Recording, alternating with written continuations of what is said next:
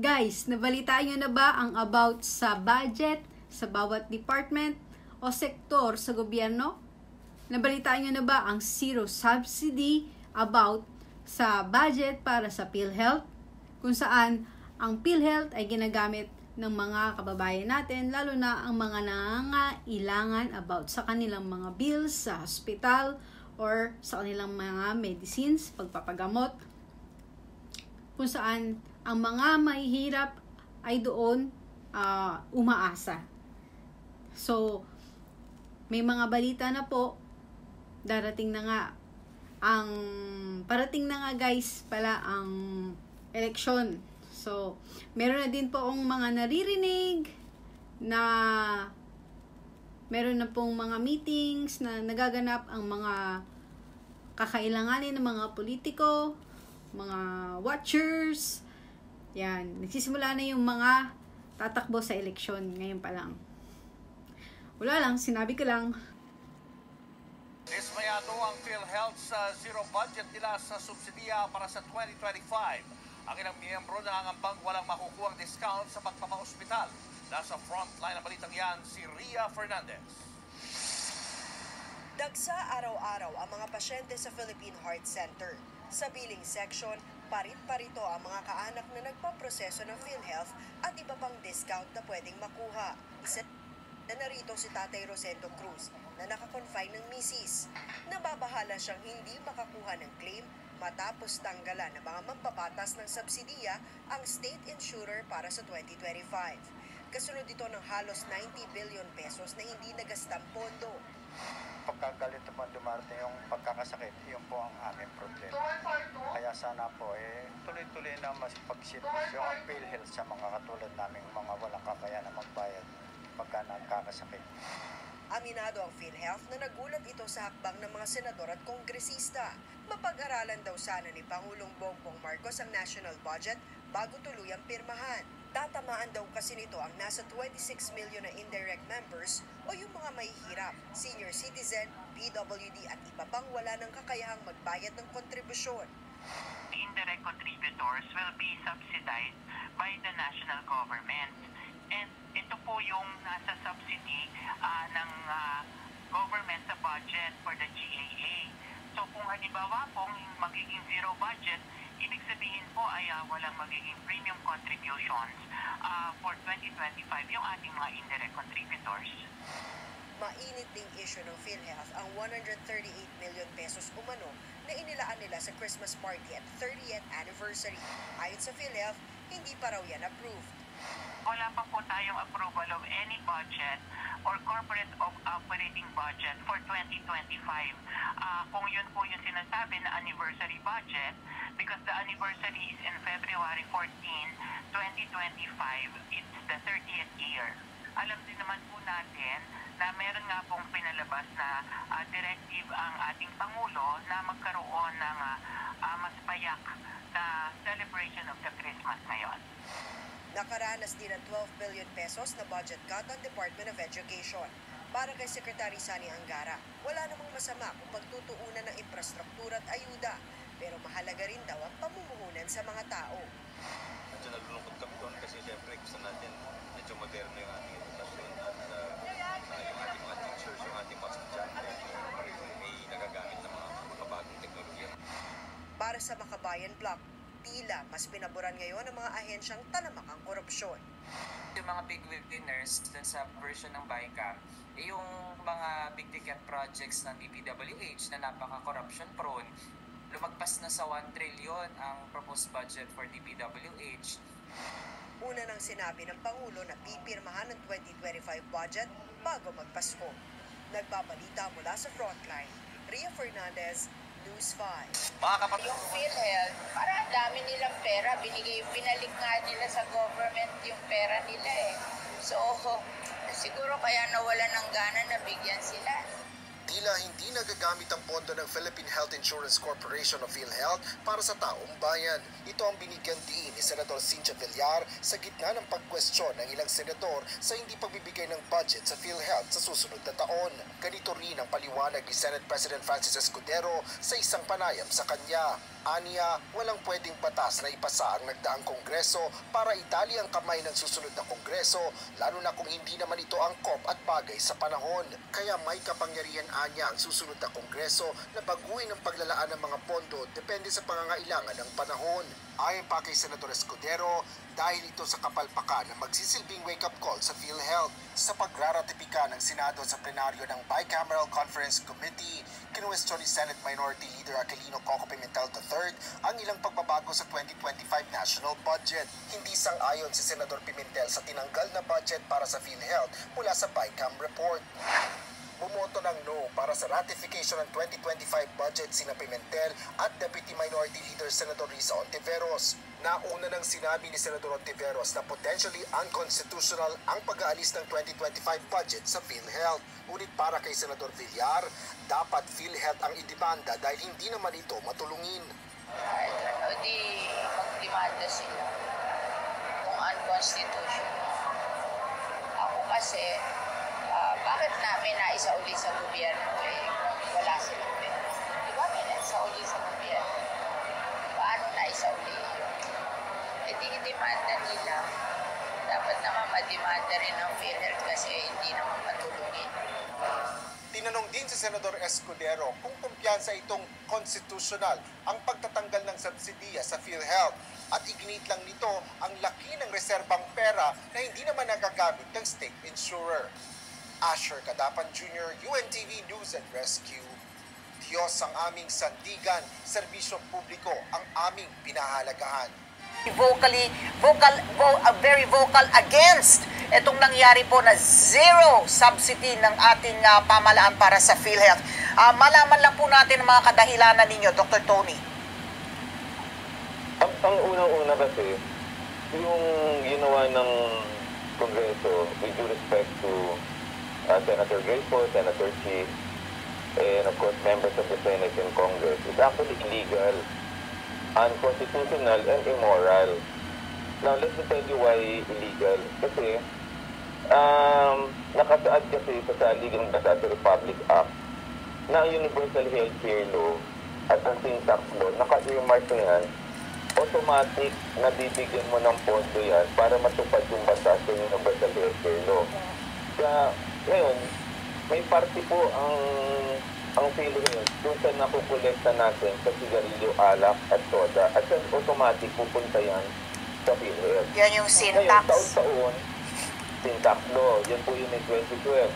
Now, doon sa Universal Healthcare Law naman, ang problema naman natin dyan, dapat by this time, ang ating out-of-pocket expenses natin based on the law, ay nasa 30% na. Kasi ang ating dati in 2012 ay 60%.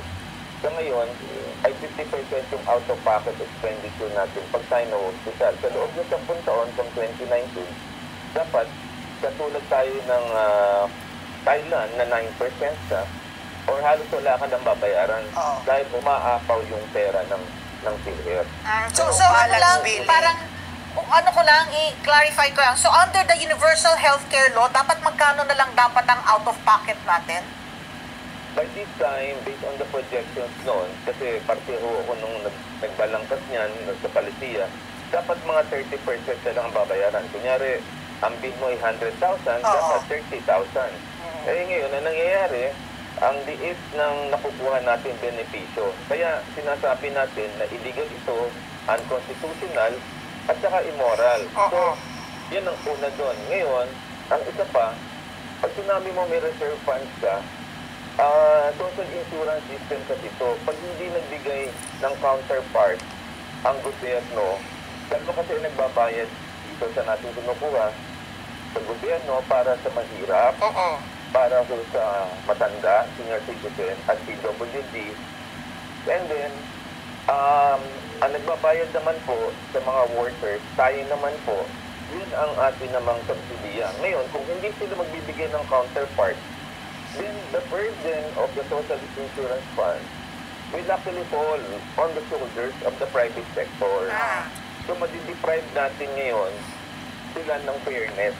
At the same time, wala ngayon premium rate na maibibigay tayo doon. At ang mangyayari nito, kakapusin yan, Kasi ang daming utang ng PhilHealth sa mga kalahati pa lang ng 500 billion yung utang natin sa healthcare workers, sa hospital, sa pag-i-increase ng benefit package natin. Ang mangyayari po niyan, kakapusin yun at hindi natin matutut sa healthcare law. Then the other thing, parang replica ito ng technical malversation na final ng Justice Antonio Carpio before na nasa Supreme Court. Kasi maalala mo, yung pera ng PhilHealth, nilipat po yan sa infrastructure. Tapos the other day, nilipat na naman BBP, Singo, at saka PhilHealth para sa LGU facilities. Ito na naman, nilipat po itong perang ito para doon sa AKAP na programa na alam naman natin mag-barrel at nilipat yan sa DSWD, pinagkakalat at pinapunta sa DOA upang sa ganun, doon na naman tayo magmalimos ng pera din sa ating mga politiko. Which is actually not good kasi dapat structured ang ating pagbabayad. And then, paano natin matutugunan yung top 4 killer diseases ang gasto sa 800 billion? Sa heart attack, ma-angiogram ka, ma-bypass ka, ma-stroke, matitiskan, may cancer ka, ma-PET-scan, ma-dialysis ka. So, yun ang gastos every year, Ali. And pa, 800 billion a year yan. So, dun pa lang sa sinasabing reserve fund ng Kongreso, ay mali ang kanilang ginagawa. Kasi ito pinaka-importante. Tapos, ang katutak, ang increase nila sa DPWH projects. Ang dami nilang increase sa mga ayuda AKAP. So, mangyayari dito sa ating healthcare system, this actually be in shambles. Ngayon, sabi nila, kasalanan daw ng PhilHealth dun sa hindi paggastos, low absorption capacity. Ang tanong ko, mga kababayan, bakit ipe-penalize ang Filipino people? Ba't hindi i-fire ang PhilHealth leadership team, ang Secretary of Health, kapag papabaya sa pondo na dapat sila na ginastos to increase the benefit package natin para mababa ang ating out-of-pocket expenses, bumaba ang premium rate at ang universal healthcare law. Why would the people suffer right now for the inefficient leadership of the Secretary of Health and the whole board of the PhilHealth? That's totally unfair na sinasabi natin sa ngayon. Health, kung saan ang mga Pilipino, lalo na ang mga hirap, ay umaasa dito, lalo na para sa kanilang mga health bills and medicines. Maapektuhan nito ng malaki ang mga mahihirap at umaasa sa PhilHealth. Ang mga Pilipino na nangangailangan ng serbisyo ng PhilHealth.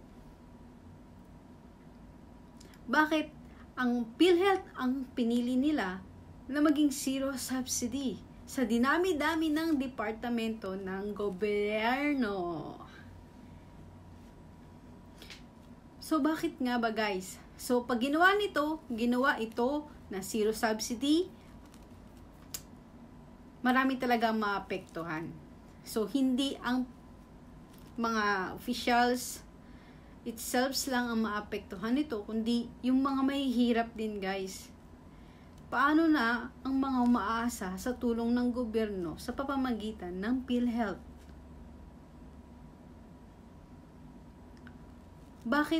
Bakit ganon? Bakit? So, bakit kailangan na naman ng mga Pilipino ang mag-suffer? Marami po ang maapektuhan nito. Bakit hindi nila isipin ito yung mga officials na namamahala sa PhilHealth, ba't hindi sila ang tutukan ng mga matataas para itama yung gawa nila na hindi maapektuhan yung mga kababayan natin, lalo na ang mga umaasa sa PhilHealth. And guys, meron din akong nabalitaan na sa ibang bansa is 9% na lang ang binabayaran ng kanilang mga citizens regarding sa kanilang mga bills sa hospital. So if ever na meron silang bills na 100,000, sa ospital, ang babayaran na lang ng residente or ng patient is 9,000. 49% of 100,000. Dapat, di ba, meron ng plano na gawing universal ang PhilHealth para sa mga Pilipino.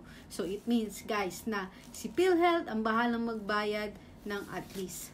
Maybe, halimbawa, if 70% ang para sa PhilHealth, sa 100,000 na bills mo, is 70,000 pesos ang babayaran ni PhilHealth para sa'yo. At ang ika-cash out na lang ng ating mga pasyente is nasa 30,000 pesos na lang. So, malaki ang magiging epekto talaga nito ng mga Pilipinong nangangailangan at mangangailangan pa. So, let's pray all together, guys, na ang pipiliin natin sa eleksyon is, alam niyo na. Thank you for watching!